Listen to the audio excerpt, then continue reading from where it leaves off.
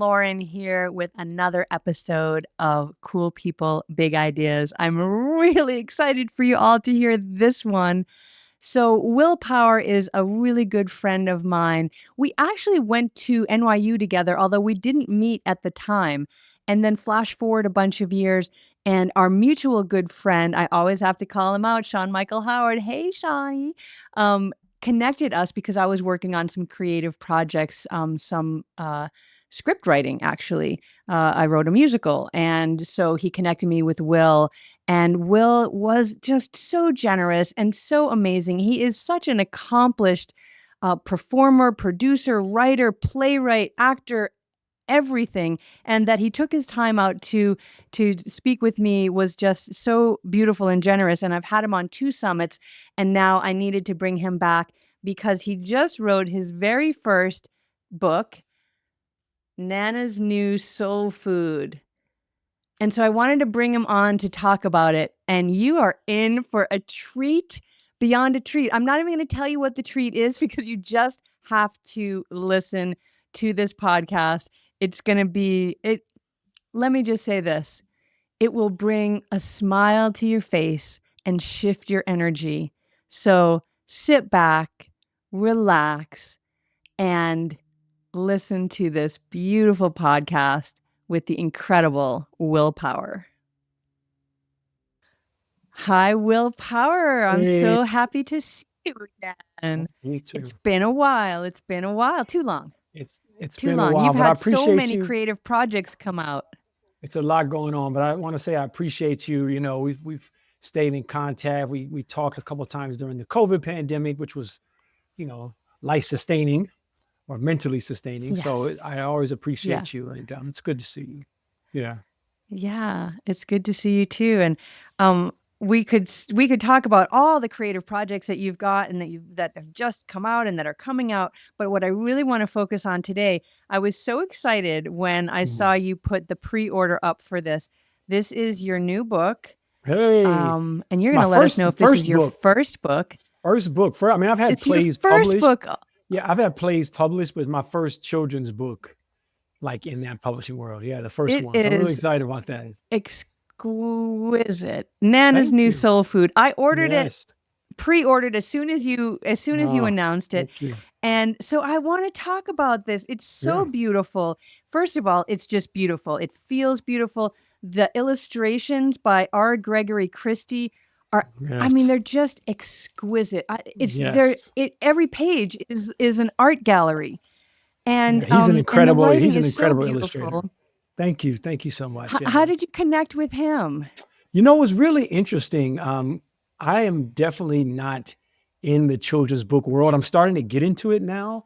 I went to my first book festival, did a performance, did my first Nice. librarian conference. You know, librarians are a big deal in the children's book world, So Oh yeah. I've Oh always yeah. respected, I've always respected librarians, but when I went to this, I'm like, wow, they're like the big wigs in this world of librarians, So I'm starting to make the rounds, but I'm very new to it.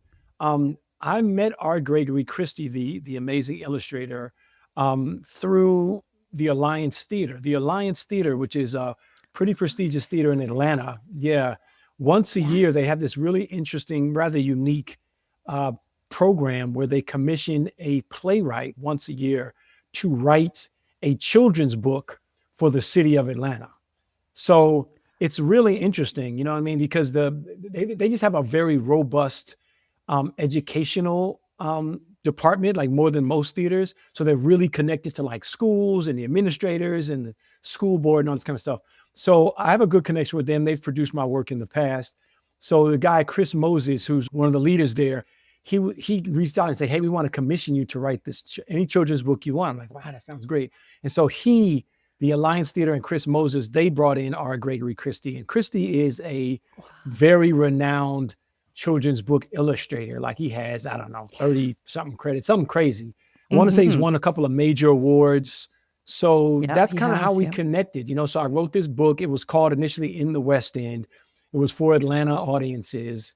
In a nutshell, it came out like May, June 2020, right as COVID was hitting. you know, and usually they do a lot of live events around this, readings, they give it out at flea markets, but all that stuff had to be canceled. They just did online stuff. So it's kind of rough. But then it kind of went on from there. And, I can talk about the evolution of the book, but that's basically where I met R. Gregory Christie, because he's based in Atlanta. I met him through the Alliance Theater. Okay. Well, so that answers a lot of questions that I had because I read the book. I read it a couple times and while I was reading it, I'm West End, and I know you from New York. So I'm thinking Right. New York, West End. Okay, Yeah. maybe I'm Yeah. not quite putting it together. And until I read the notes at the back, I was like, oh, this is Right. in Atlanta. It's a Right. whole Right. different zone. I've never been to that area. So that really explains that piece. And so you started to talk about it. So let's dive into that because of course, Mhm. whenever I read a book, especially if I know the author, I'm trying to find out the author's always in there somewhere, right? So I'm Mm, wondering, mm. is this you? Are you the little boy? Are you the grandma? Are you the mom? Like where are you in this? Where did this Mm. idea come from? And then we'll talk about the whole food piece, which is huge. So but where did the idea Wow. spark?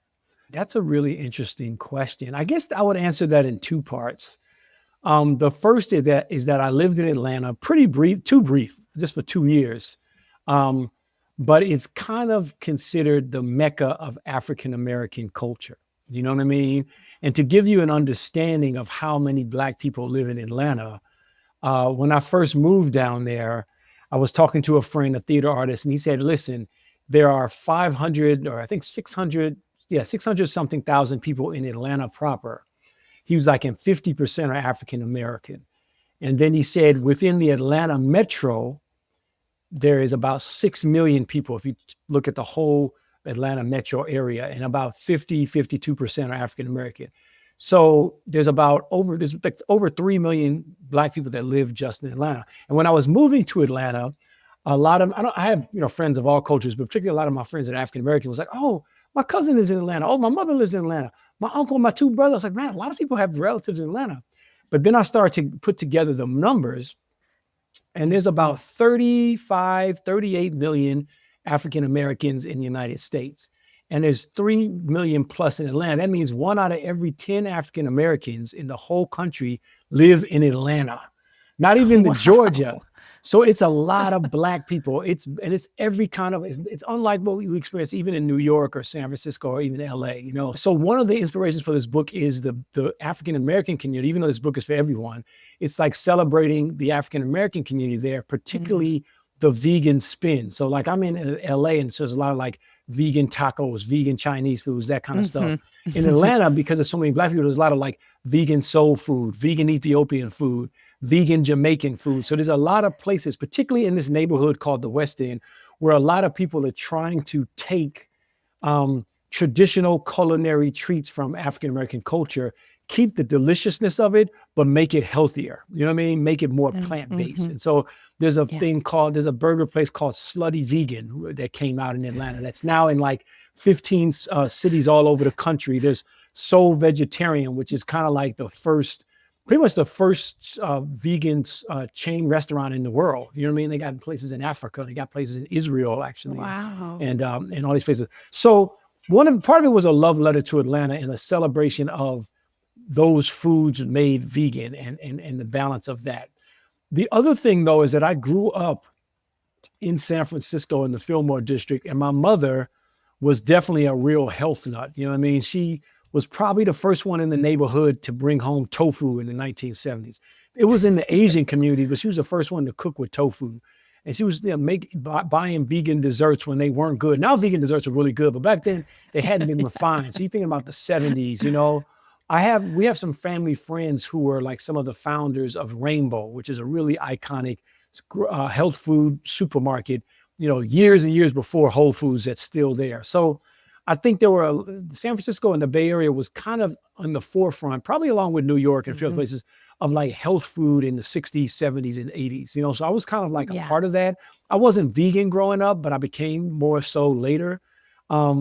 But that was also my inspiration for this too. And also because, Americans, we don't eat very healthy overall. You know what I mean? Yeah. We don't eat enough vegetables. We don't eat enough unprocessed food. So it's kind of my love letter to this kind of living and just not in a preachy way, just to encourage it, So back to your Mm-hmm. question, where am I? I guess I'm a little bit of the boy, and I guess I'm a little bit of the mother, I guess. I never thought about it in that way, but I guess Mm-hmm. I'm probably a little bit more of the boy than the mother, you know what I mean? Because my mother, I was tagging along with her to like see Dick Gregory speak and Bahamian diet, shakes and all those things, and I think we were kind of ahead. San Francisco was kind of ahead with some of that stuff. Yeah. Wow. Wow. That's so interesting. And, fascinating that uh, I, I'm surprised. I've just got to say this, that there is such a big vegan community in Atlanta,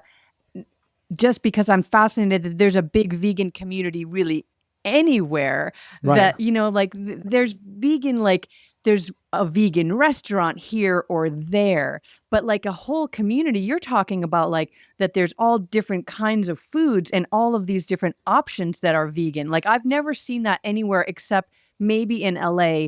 If you really LA. go look for it, you can find the vegan this and that, but not even in New York and, Chicago, any other big cities. But I've never seen like a full vegan culture the way you're talking about in Yeah. Atlanta. That's really surprising and awesome. Yeah. It's interesting. And I don't know why, not all, but a lot of these restaurants, we changed the names, you know what I mean? But they're all kind of based on, like Queen of Wraps is based on a place there. The other one is based on a place. So I don't know why a lot of them are in the West End, which is one neighborhood, because Mm, there's people all over the place. mhm, But it's an historical community. And I used to mhm. frequent them frequently because I used to work at Spelman College, which is a historically black school that's in the West End. So during lunch or whatever, I would like Okay. run out to one of these vegan places. And it's really interesting. Again, in Atlanta, part of it is a critical mass because there's so many Mm, African Americans. Like I said, there's African American meat eaters. There's rich African Americans, poor African Americans. There's a lot of homophobia there, but it's also the capital of like LGBTQ Black Americans. Like probably New York or San Francisco is mm, probably for white people, probably, but for Atlanta, the gay capital is black. Is black people is Atlanta, even though there's also a mhm. big church, Christian homophobic type thing there too. So it's like a lot of everything. And Yeah, I think you're yeah. right. I think LA probably has more of it because LA also has a couple of vegan soul food restaurants in more black communities like Inglewood. But LA also has like vegan Mexican food and vegan Ecuadorian Mhm, food and vegan upscale, vegan low mhm, scale. It's a lot here. It's more mhm, spread out geographically because mhm. LA is spread out. But every place Yeah. has some things though. San Diego has some stuff, San Francisco, Chicago. Every city has some vegan restaurants and some different offerings. But yeah, Atlanta has a lot, and a lot of them tend to be, like I said, vegan soul food, vegan jerk Mm, chicken, Jamaican, vegan patties, vegan. mm. I'm getting hungry right now talking about. I know, I didn't seriously. have lunch I today. I'm mean, getting that hungry is talking about. that I mean, reading this book, I was getting hungry, and I'm glad that you said that because I was wondering. I have that in my notes as a question: is Queen Raps a real place? So you said that you changed the names of those. Um, but I love that, and I one of the things that I really love. Okay, so. I shared with you at the beginning the co-owner of our company, Energy Medicine Yoga, is a vegan, and Mm, I don't know if I shared that with you, but mm. she has talked to me about the Slutty Burger restaurant, like she knows about Slutty that, and, vegan. Yeah, yeah, yeah, yeah. Slutty That's all Vegan, from all that Atlanta. That's stuff, from right? Atlanta. Yeah. Okay, I don't know if she knew that. We'll have to ask her after. But so we've talked a lot because I'm kind of an omnivore, she's a vegan, but we've talked a lot about food and food choices and why we make these choices. So I want to talk about this in this book. You made a really specific choice about why you are advocating for a vegan diet in this. And so do you want to talk about that a little bit? Like Yeah. why Yeah. is the little boy here advocating for a vegan diet? So in the story, what happens is that we get introduced at the top of the tale to a grandmother and a grandson. They have this deep, beautiful connection, like a lot of grandmothers do with their grandchildren. And one of the ways, not the only way, but one of the ways they bond is around food. Like the grandmother loves to cook and the grandson loves to eat. So his favorite foods are the things that his grandmother makes. And it's a way that they bond. And this is true in a lot of families, even beyond African American Mhm. culture. A lot of times we bond around cultural foods, which is Yeah, also part of the reason why it's hard to give up or think about changing it. Because when we eat right. something from we're Italian, we eat something from that, or Jewish, or, you know what I mean, Mexican or whatever, a lot of times we remember childhood memories. It's not just the sustenance that the food have. It's like this joy that we get, as we should, right? Yeah. So Yeah. they have this bond, but what happens is the grandmother gets sick. We don't know what she gets sick from. Maybe it's diabetes. Maybe she had a stroke. We don't know. But the doctor's like, you have to change your diet. You know what I mean? You have to change your diet. If you want to be around and see the kid graduate, you got to change your diet. So the grandmother's like, I don't know what to do. I've always cooked this way. And so the grandson's like, well, I'm going to go out into the neighborhood and I'm going to find you delicious vegan treats and healthy treats that you can eat to give you ideas so then you can cook your own stuff. So he goes out with his mother and he goes to all these places in this neighborhood, you know? And again, in the book, it's the West End, but it could be the Village in New York City or the Mission District in San Francisco or the South Side of Chicago, wherever people are like trying to do these things, you know? So that's kind of the impetus of the book. And I know with my wife, you know, when she tried to change her diet habits, you know, I'm not completely vegan. I'm like 95% vegan. She's not completely vegan, but she's mostly vegan. But when for a while, we were completely vegan, and we can talk about that too. But when she changed, what helped her is that her mother started to make traditional Mexican food vegan. Like instead of chorizo, she started making sorizo, you know what I mean, with soy. And that helped her, you know what I mean? That helped my wife make that transition, you know? I'll speak for African Americans in particular. We got some good food, you know, but it's not always the healthiest. And, you know, it comes out of another time where we took whatever we had, flour and water, made butter, made biscuits, you know what I mean? And, you know, one of the cuisines, for example, is pig feet, you know, which we call chitlins. And I don't know if you've ever, we never made those in my house, but I've been in some houses growing up with chitlins, and it's the most horrible smell. It's basically chitlins of pig guts, you know what I mean? And you clean them out and you put them in a pot, and it's just the most horrible smell. Supposedly they taste good. I've never tasted them, but the smell was atrocious. But the thing is, the pig guts were from, you know, days when a lot of African Americans were enslaved. And the so-called masters would get the best parts of the hog, and they would throw the feet, the ears, the nose, the snout, and the guts to the slaves. You know what I mean? And so that's all we had to eat. It was either eat that or starve. And so somehow by the ingenuity of innovation, the enslaved Africans made those things taste good. They turned those things into like things that are delicious, you know? But they're not the healthiest parts. And so that's why people still eat some of those things now. We still continue that because it's been passed on. So that's part of what this book talks about for children and for adults. You know, how do you keep the mac and cheese and the ribs and the burgers and the, you know what I mean, all these different things, but you shift them so that they're healthier for you, you know? And I'm only starting to promote this, but I was at this book festival and person was like, you know, that's just like my grandmother. She had to change it. Like people were coming up to me after I read the book and was like, this is like my family story, you know? So that was really great. So it seems like it's starting to have a little connection to people.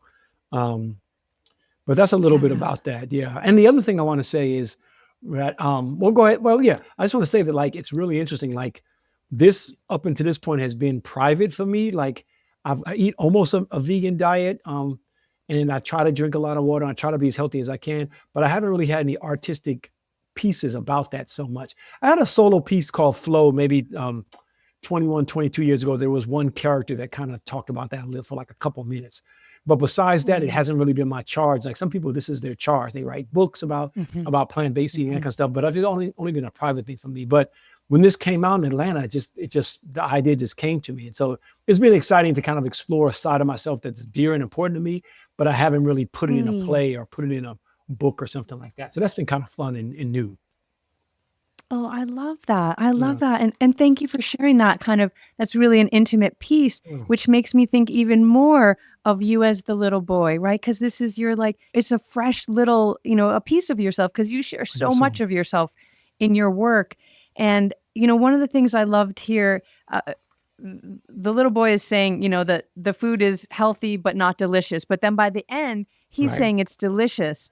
And then it's also that cultural piece of the grandmother then says, you're going to have to show me, or we're going to have to learn this together, how to cook this food. So that's like such a reaching down across generations of, the young people sharing and teaching with the elders, and the wisdom is going both directions. That's right.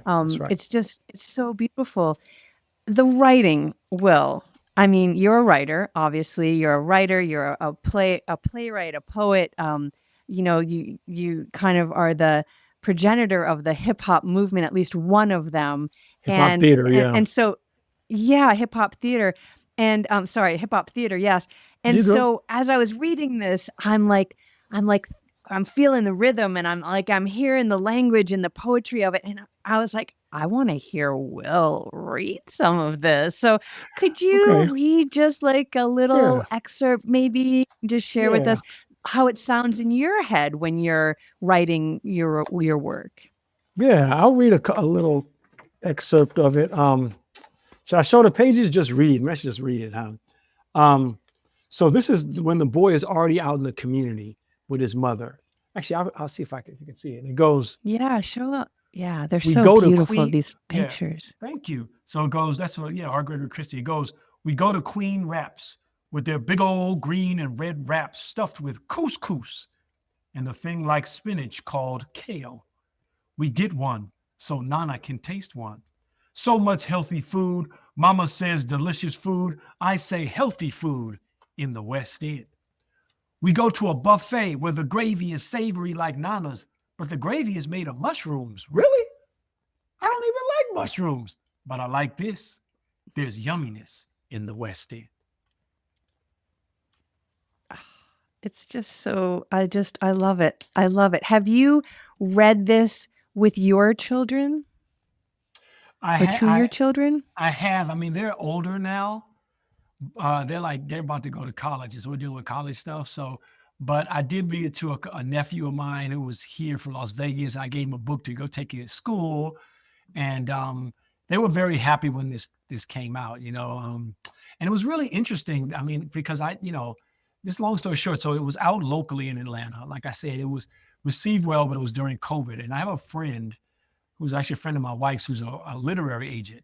So I sent her the book, right? And then she was like, she looked it up. She's like, I love this book. She was like, but this kind of thing is not selling right now of like going out in your neighborhood. Cause this is like in the fall of 2020, everyone was home. They were like, so she was like, we're looking for things like stay home and bake bread, because then no one's going out. She's like, I can't say. I was like, okay, no problem. It was, whatever. And then I'm going to say maybe about a year and a half later, she emailed me out the blue and was like, hey, I think there's a market for this now. People are starting to get back out. I want to see, I'm going to New York. I'm going to see what I can do.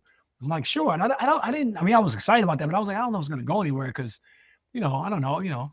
So she goes to New York and she's like, hey, I got two companies interested. She's like, I think we got a little bidding war going on. I'm like, what? And they were like the two biggest companies in the world. It was Simon and Schuster and it was Penguin Random House. I was like, oh my God, it's incredible. So we met with each of them and I decided to go with Penguin Random House. The vice president there, Sonali Fry, is just a real heavyweight. But you never know. It's really weird. I tell a lot of my students, a lot of people want to get into film and television, and that's a great medium. But when you're working in the mainstream, and people should do that, you don't own the material, you know? Right. So the idea is that you're supposed to make a lot of money, but unless you're like Chandra Rhimes, you don't own it. So Lauren, if you write something about your mother and they produce it, they can fire you and just do something else, have your mother doing all kind of crazy stuff on stage. Playwriting, you don't always make as much money. Of course, Manuel Miranda, there are exceptions to that, but you don't always make as much, but you own the work. I had a big show of my play last year. And this is a play I wrote like 10 years before, like 7, 8 years before. And this guy was like, hey, I love the play. I want to do it in LA. And now we're trying to, bring it to Broadway or whatever. And it's like, but I owned it. You know what I mean? I owned it. So all that to say, this book, you never know. I mean, I wrote it and it kind of sat dormant for a year or two.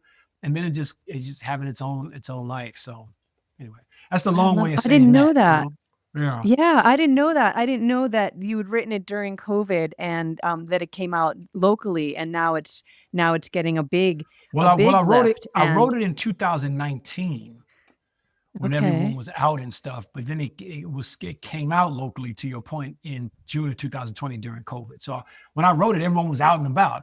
But by the time I went from the Yeah. writing to the pushing, it was like the world changed. You know what I mean? So Yeah. I still think it would have been a good book yeah. during that. But I guess they felt like it's hard. Children would read it and be like, "Yeah, I want to go out now too." And parents would be like, "Well, we can't go out. Right. We can't go out." So it wasn't working Right, at first. right. Well, that's great that it's getting picked up now and spread around, and, you've got lots of little things snuck in there. I mean, again, the drawings are you have to just get a copy of this book. The art is everywhere. It's so beautiful, and you sneak some things in, like the mother brings recycled bags, Yeah. and you don't Oh, hit you caught anyone that. over the head Yeah. with it. Yeah, Right. oh, yeah, you don't hit anyone over the head. It's just in there, right? So it's like it's just quietly putting in your point of view of how you want cultural changes to happen. And of course, that's like a global thing, but I love that you snuck that in there. I appreciate So that. yeah, yeah, it's really great. So I guess I'm wondering, like, what is your vision for this? What is your vision for the book? If you like, what do you want this to do? You want this to be in every bookstore, every library? Do you want book clubs with kids and or cooking clubs? What do you envision with I this? think all that stuff, the book just came out. I'd love this book to start a national conversation or be part of a national or be part of a continuing national conversation about the way we eat. And you don't have to be vegan to eat more vegan food. You know what I mean? I'm not suggesting Mhm. here that everyone needs to be vegan, but it can be healthier. And so it's just about maybe rebalancing, maybe not having a big portion of meat at every meal, possibly. Mhm. Yeah. So that's what I'm hoping for. Yeah, I'm hoping it's in bookstores. I'm hoping I do more appearances. Eventually, I'd Mhm. love to see some kind of like, I did a presentation at a festival here in Orange County, and someone's like, I can see you having your own show. I mean, that would be cool to have some kind of like Yeah. show, like, because, I come from a music and theater background, creating different characters, and we're a ways off from that, but that would be kind of cool, because I'm good on the stage. And so I feel like I do Mhm. reading the story becomes theatrical. I went down there and Yeah. read some. I did a little impromptu rap about vegan food. And it was my first time, and it felt really good. And it seems like people were connecting with it, even though it was a new arena for me. So yeah, all those things would be great. I'm glad you said the cooking club because also in the book, there's a recipe given by Chef Bryant Terry. Bryant Terry is a renowned vegan chef. Actually, now he's a chef of all kinds of things, but he came up as a vegan chef, really renowned. He was in town a few weeks ago at the Hammer Museum. He did the whole menu for the restaurant, gave us free food. It was great. And he spoke with what's her name? Who's a Maverick girl from the Bay? Alice Waters. Waters? Alice Waters. Yeah, with Yeah, the Alice Waters. restaurant and Yeah, Alice Waters. yes, Yeah, the school kid. yeah. So, Mhm. Alice Waters and Brian Terry had this one-on-one conversation with Billie Eilish's mom, which is kind of random. It's LA. She doing her thing, and it was great. So he's the one. I mean, she was great too. I forgot her name, but anyway. But he was the one that put that recipe in there. So after you read the book with your children or with your niece or with your stepchildren or with friends, children, whatever, then there's a recipe in there for coconut mango ice pops. So it's an easy thing that you can then read the book and then make this really delicious vegan treat that we mention in the story. You can then make it on your Mhm. own. So it's kind of like a little more proactive in that way. You can read it, then you can kind of do your own thing with it. So yeah, it's just kind Yeah, of a it's lot of stuff to interactive. I mean, have. I could see the next thing being like the cookbook companion, right? I Like, like that. because I like there's that. so many things, right? Like, there's so many amazing things in there, and, for all of us that I mean, I'm also trying to I'm not vegan, and I don't think I ever will be, Yeah. but I eat plant-based a lot and more, and, I love to be able to, sort of make some of these things myself because my problem is making them taste good. I can make plant-based things, but they don't necessarily taste good, and who wants to eat that, Yeah, right? yeah. Well, So, check out Bryant Terry, the guy who makes the recipe there. He has a number of vegan mhm, cookbooks that are mhm, really critically acclaimed. So Bryant, Bryant, Bryant Terry. mhm, So for all mhm, your listeners and viewers out there, but he has a few like really great vegan soul food books and also just vegan books and our soul food and you just follow the recipe and you can figure it out. Some are easy, some are harder. But yeah, that's the thing. This book and myself too. I'm not one to preach. I mean, for me, I was vegan for a number of years, and then I found that my life was so busy and hectic. And I talked to a friend of mine, like I said, that worked at Rainbow, which is kind of like the quintessential like health food store, the flagship health food store that come before Whole Foods. And she was like, you can be vegan and get everything you need. She's like, but it's really hard. It's really hard. You have to really be on yes. it. So then I started to like eat a little bit of fish, a little bit of seafood every once in a while. So I don't do dairy, eggs, Mhm. cheese. I don't do chicken. So I'm almost vegan, but I do a little bit of that once a week, was it just to get a little protein? Mhm. You know what I mean? Mhm. Mhm. So this book is not about preaching that you have to do that. It's just, what is your balance of it? You know what I mean? The other thing, since Mhm. you asked, is also like, what kind of meat are you eating? You know what I mean? Like, if you're Mhm. eating meat from the supermarket that's been dyed and has a whole bunch of hormones, that's different than if you're up in some Montana farm and you're eating chicken or goats or cows from the farm. That's a lot healthier. You know what I mean? Mhm. That's a Mhm. big difference Mhm. because, yeah, not to get all preachy, but the hormones, they put to fatten you up and pump you Mhm. up, and you take that in your body. I don't mean like occasionally, but if you're eating that every day, that can have a Mhm. Mhm. detrimental effect on somebody. So to me, it's also like, what kind of meat are you eating? Now, obviously, those organic, free range meats are not cheap. They're usually more expensive. Right. But if you can Yeah. get that kind of thing, or get eggs from a farm, or that kind of thing, Mhm. that's Yeah. actually pretty. That can actually be pretty good, still in moderation. So that's Mhm. my Well, philosophy. and the costs of all of those things are artificial, right? Because of all the subsidies that the government gives. And you brought this topic up in the book about eating and for health and diet for Nana, right? So she's sick and she wants to get healthy, and that's definitely one way to do it. And a Yeah. vegan diet is by many metrics a healthier diet, but there's so many other things about veganism that make it a choice that people take, whether it's ethical, Right. environmental. I mean, there's just so many. So you really kind of bring, even though you bring this one angle, if people are gonna, there's one part where the little boy is like, "How do you say that? Veg," like he Right. doesn't know Right. what that Right. word is, and then the mama tells him, and he's like, "Okay, so right, so it's bringing potentially this new idea of what this is, and then people can do their own research." That's great. I You really I read. You had really read the. You really read the book. That's great. I really appreciate that. You read it, but you really read it. Like, you're pointing out some things that we worked on and edited and changed, and so I appreciate that. I appreciate that. Oh, yeah. Oh, good. Yeah. Well, thank you. Yeah, I really liked I mean, you spent I know how much time and effort goes into writing a book, and it's exquisite, and it deserves that attention. So, yeah, absolutely, it's worthy of that for sure. Appreciate that. Um, okay, you're all I'm gonna take this chance because 'cause you're all happy with me now. I might switch gears, but put you on the spot. But you did just say that you did this impromptu vegan rap when you were somewhere on stage, and I don't know, but Will, we've got you on our podcast, and I would be remiss if I wouldn't just at least put the offer or request out there All to right. Let me give us see. a Let me see. little Let me see. All right. Give me two foods. Give me two foods. okay, bananas, Mhm. chocolate. Oh, okay, okay, good, good, good. Okay, okay. Listen, I don't know if we can clap. I don't know if we can hand. I don't know if the hand snaps the same, same.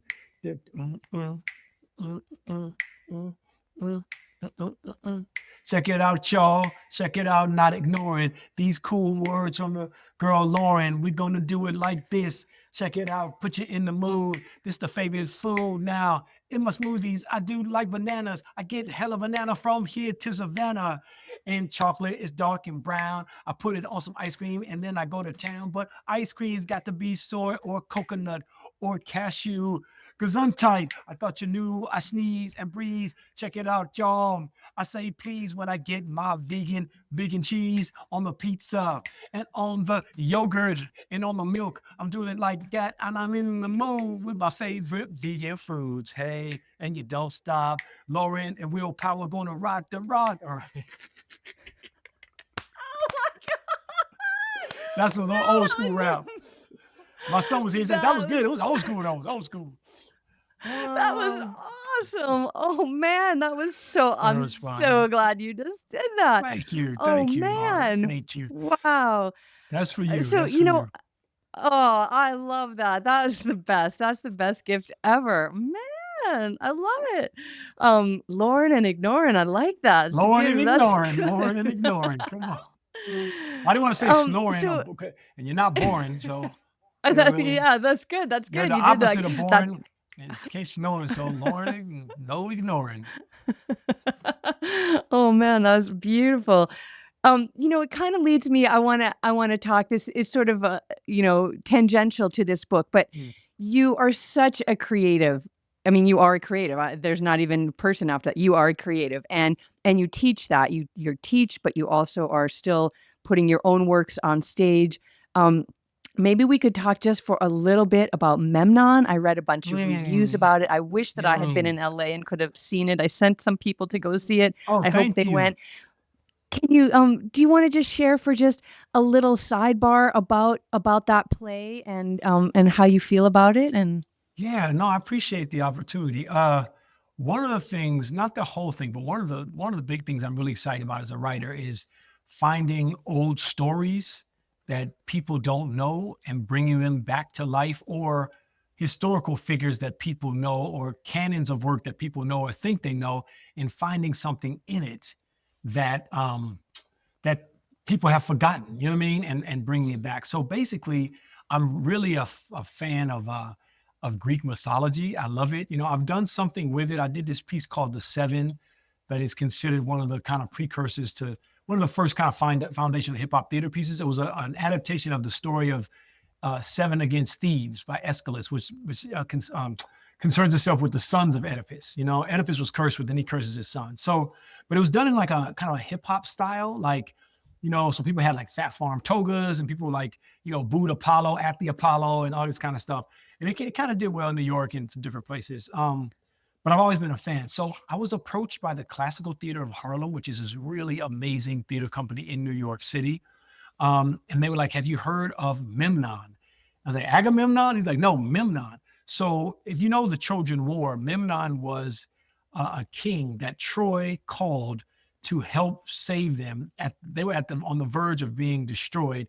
Hector had just died. So this is basically right after the Iliad, if you're familiar, if you and your listeners are familiar with the Iliad. Hector just died. And I always thought after the Iliad, you know, the Trojan horse goes in there and then the Odyssey and that's it. But there's a critical chapter in the middle where they call this guy Memnon to come to rescue Troy. And Memnon is an African king from Ethiopia. And I was like, what? I didn't know there was African people in the Greek canon. I did know that, you know, Africa, particularly Egypt, had influenced Greek culture. You know what I mean? But I didn't realize that in Greek mythology, there were actually African and some Asian figures that were there. And so when I started to read, I was like, how come there's never been nothing on Memnon? You know what I mean? Right, yeah. So I wrote a play about Memnon, and I wrote it not in a hip hop style, but you talk about rhythms. I wrote it as if we found the original Memnon play, because there was an original epic poem called the Ethiopis, like Ethiopia, but it's lost. Aeschylus and the great Sophocles both had plays about Memnon, and we think they may even had trilogies about Memnon, but it's all lost. So I wrote this from the perspective of what if we actually found the original and we translated it into English. So it's written kind of like in a really archaic, like, you know, hexameter. I wrote it in hexameter, like, you know, a style. And the feel is supposed to be that you kind of found it and translated it. So that's a little bit about Memnon. And we've gotten a lot of excitement around it. It's like people are saying like this some like scholar that studied at Oxford was like, this is the first play about Memnon in 2,000 years or something like that, which is crazy to think of, you know. You know, and because again, we can go on for days, but basically the Greeks revered him. He was a figure that was equal to Achilles, Helen, Hector. So were the Romans, but after that, he disappeared. I kind of think I know why, but you know, we talk about that later. And so it's like bringing it up. And now that I've done more work, I think I'm going to do a trilogy of plays, because there's a number of African figures like Andromeda, like Atlas was Black. I don't know if you knew that. Medusa was Black. No. There's even some evidence that suggests that Medea was Black. I mean, that's a whole nother conversation. But according to Herodotus, they were like they were Colchians from Colchis, but they had migrated up from Egypt. Anyway, it's a lot there. So Yeah. I'm having fun with it. It did really well out in LA. And as a writer, as you know, you get your book coming out. Hopefully it do well. Hopefully my stuff goes well. But you never know. And I was nervous as everything, because like, I know people go like, don't mess with the Greeks. You know, I didn't know, but it was received really well. We had like full houses, excellent reviews, people sparking kind of what you talked about the children's book. We did that locally. People were talking about it online. It was really great.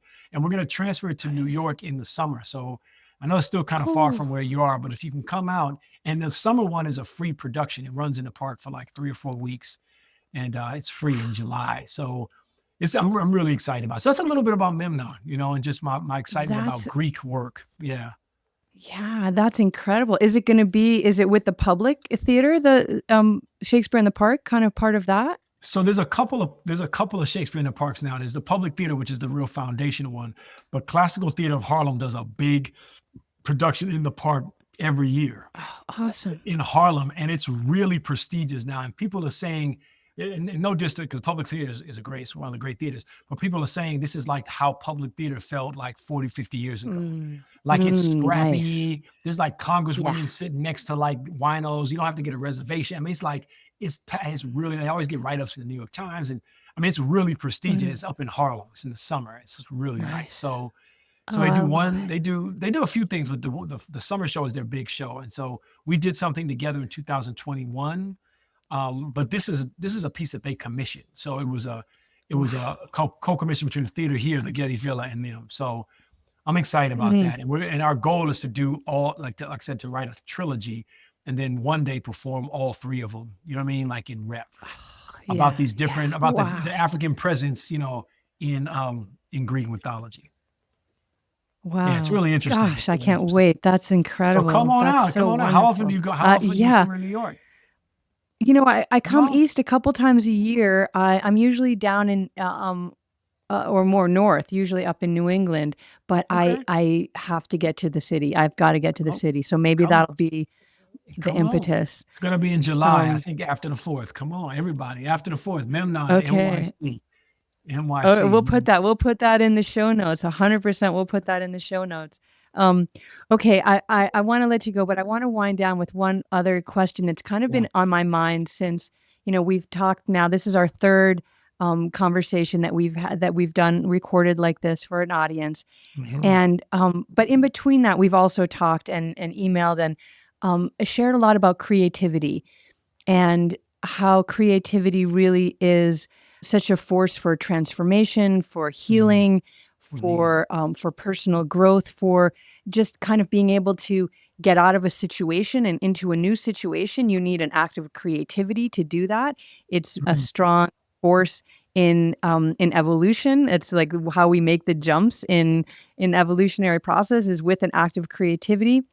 And so I know that you're also a teacher. And so I wondered if you could share with us, because oftentimes on these podcasts, we share like little techniques or things, energy things that you can do to calm you down or, bring up more energy. But I wondered if you could share maybe an exercise that you could give our audience to help spark some creativity, maybe for whatever reason a person has. Maybe it's a healing path that they're on, or a project that they've got that they want to kind of go on through. I just wondered if you could share Yeah. something, maybe even that you share with your students.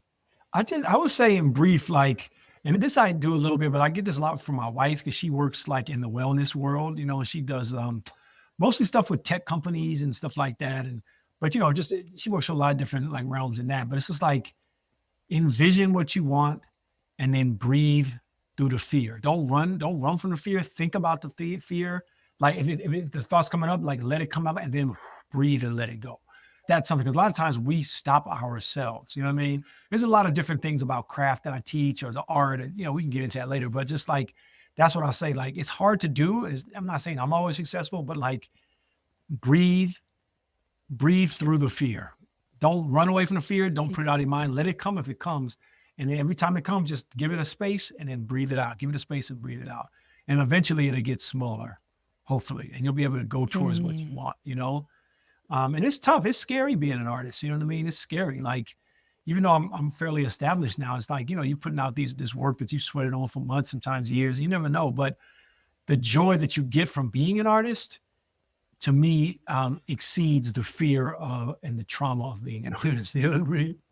And it's not for everybody, mm, not for everybody. You know what I mean? Some people don't want to put themselves out there like that, which is you know what I mean? It's like, yeah, it's not for everybody. It takes a certain kind of not insane, but just I don't give up. You know what I mean? I'm just gonna do it to go out there like that. But the same thing with you, starting a business, having a company, it's like it takes a lot to be like, okay, I'm gonna do this, especially if it's I don't know what your situation, but especially if it's something that's like also sustaining you, financially. It's a lot to be like, well, my mm, idea, my creativity, as you said, is I believe in enough that I'm gonna do that. I'm not saying everyone should just quit their job mm. just cold turkey, but that takes a lot. So it's a great joy to be in this position, even though it definitely comes with its blows. It's great to be here. Mm, I wouldn't mm. change it for anything else. I love that, and I love that you shared a yoga technique, Oh, really, I guess of that's you're watching right? probably know all that more than me then. Yeah, I guess that's true. Right. Yeah, like feel the emotion, like not deny any emotion, you feel it and breathe through it, and then you find your way forward, whatever process that you're working on. Mm, mm. You know, that's really wise. Everyone, if you have not gotten a copy yet while we've been talking, I hope you all went online and ordered this while we've been talking. Nana's new soul food. It's Yes. beautiful. It is powerful and it has a really important message. Thank you, Will Power, Thank you, powerful Lauren. man, for sharing this with Thank us you, and for sister. sharing yourself today. Thank you so much. Anytime. Love to all. Yeah.